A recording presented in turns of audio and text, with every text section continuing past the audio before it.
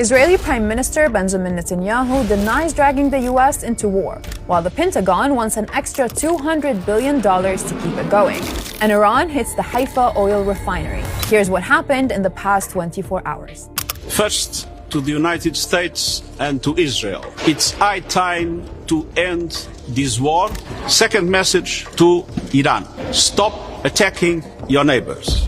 Iran's fired waves of missiles at Israel, hitting an oil refinery in Haifa hours after warning it would have zero restraint if its energy infrastructure is attacked again. Barrages continued into the night as Prime Minister Benjamin Netanyahu announced Iran can no longer enrich uranium or produce ballistic missiles.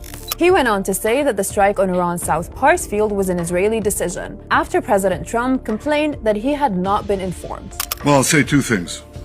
Fact number one, Israel acted alone against the Slawiya gas compound. Fact number two, President Trump asked us to hold off on future attacks, and we're holding it. Iran responded to Israel's attack on its main gas field with missile attacks against Qatar's Ras Laffan energy complex, the world's biggest liquefied natural gas facility. The hit on the Ras Laffan LNG facility in Qatar will take 5 years to repair, with an estimated annual loss in revenue of $20 billion.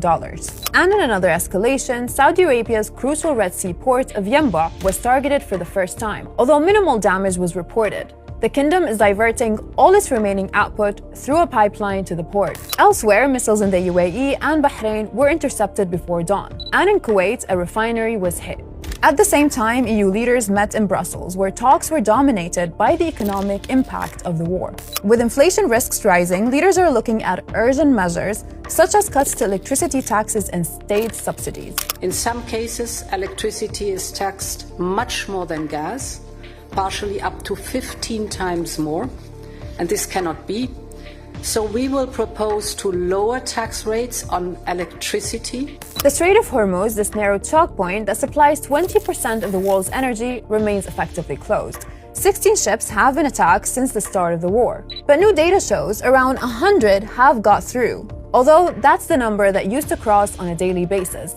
Iran, it's making its own deals. And inside Iran, the Israeli military says it's targeting military infrastructure across the capital, Tehran. But it is civilians that are paying the highest price. At least 1,500 civilians have been killed since the attack started. More than 3.2 million have been forcibly displaced. Israeli forces are also expanding attacks in Lebanon, hitting a power station in the south. 1,000 people there have now been killed. More than 1 million people have been forced to flee their homes. That's almost 20% of the entire population. The US is also counting the cost of war in terms of the defense budget. The